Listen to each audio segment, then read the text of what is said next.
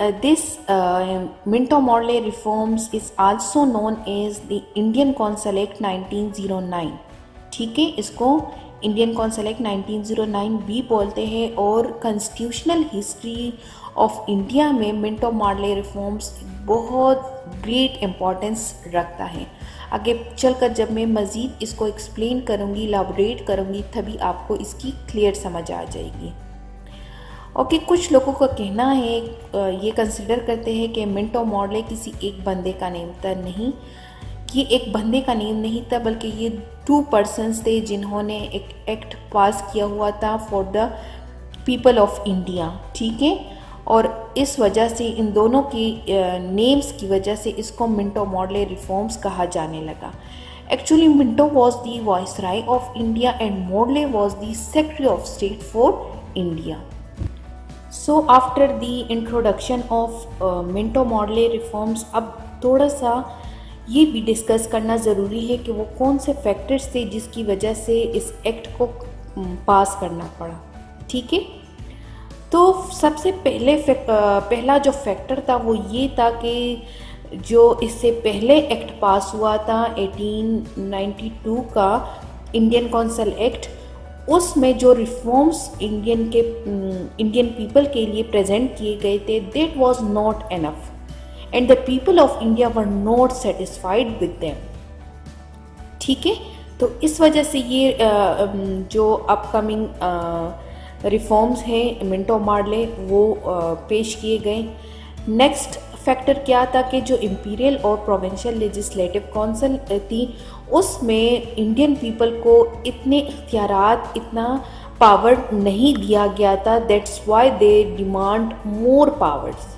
ठीक है, third factor क्या था कि 1906 में, जिस तरह हमने लास्ट वीडियो में डिस्कस किया, मुस्लिम लीग पार्टी बनी थी और इससे पहले एक डेलीगेशन वाइसराय मिंटो के पास गए हुए थे और उन्होंने कुछ डिमांड्स रखी थी उनके सामने, जिसमें सेपरेट इलेक्टोरेट का जिक्र भी था। तो जो उस डेलीगेशन में जो डिमांड था सेपरेट इलेक्टोरेट का, तो उस डिमांड को इस मिंटो मॉर्ले रिफॉर्म्स में क्या किया गया, इनकॉर्पोरेट किया गया। ठीक है, इन द अपकमिंग उन्होंने रिक्वेस्ट की थी कि जब आप अपकमिंग रिफॉर्म्स लाएंगे तो इसमें मुसलमानों के इस तजावीज़ को मस्ट इनकॉर्पोरेट करेंगे। So these were the factors behind the Minto Morley reforms.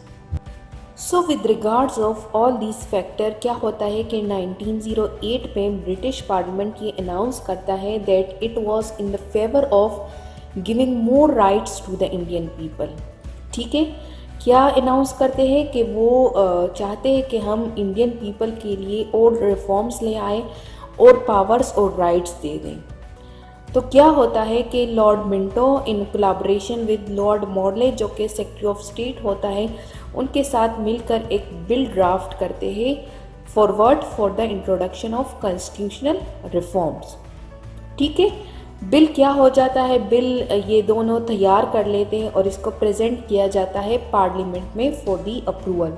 और 12 दिसंबर 1908 को इसको लॉर्ड मॉर्ले, जो कि secretary of state for India होते हैं, वो उसको उस रिफॉर्म को जो स्कीम्स उन्होंने बनाई होती है उसको अनाउंस करते हैं।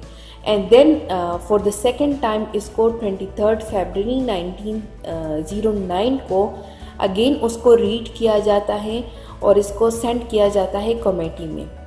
देन क्या होता है, थर्ड टाइम फिर से 11 मार्च को ये बिल पास हो जाता है और इवेंचुअली इस बिल से एक्ट बन जाता है। कब? 25 मई 1909 को।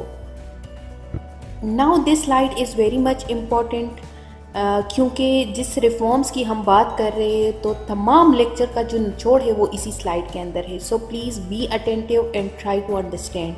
ठीक है, ओके, लास्ट लेक्चर में मैं बार बार इस बात का जिक्र कर चुकी हूँ कि एक वाइसराय के अंडर 2 काउंसिल्स होती हैं, एक एग्जीक्यूटिव काउंसिल और दूसरा लेजिस्लेटिव काउंसिल। लास्ट लेक्चर में हमने जो इंडियन काउंसिल एक्ट 1892 के बारे में पढ़ा था, तो उसमें हमने डिस्कस किया हुआ था कि एग्जीक्यूटिव काउंसिल में टोटल 6 मेंबर्स होते हैं, ठीक है।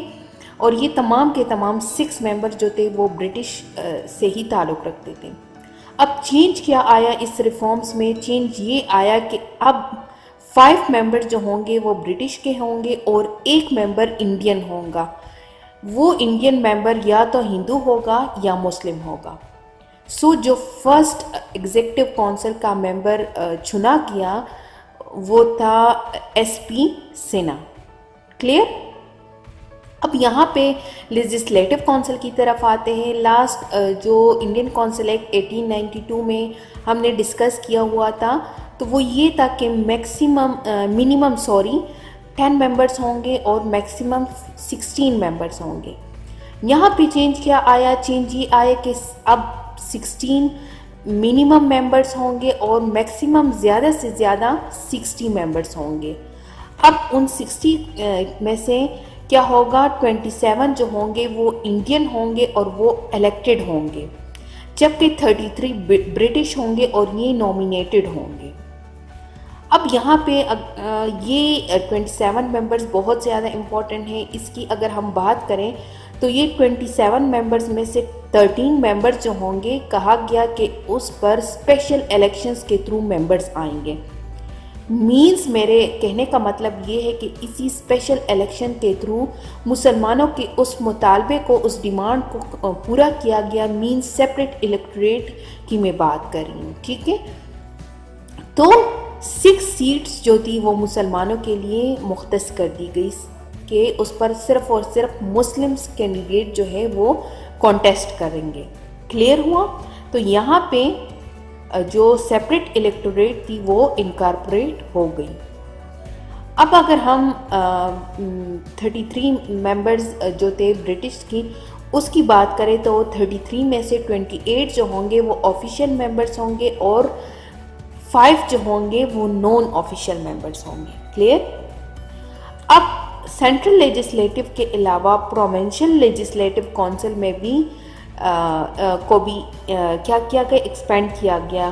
कैसे एक्सपेंड किया गया? कि अब जो उसकी तादाद होगी, स्ट्रेंथ होगी, वो अप टू 50 कर दी गई।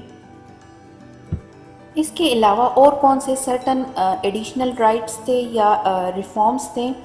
वो ये थे कि the members of both the central and provincial legislatures were given the rights of discussion in asking supplementary question.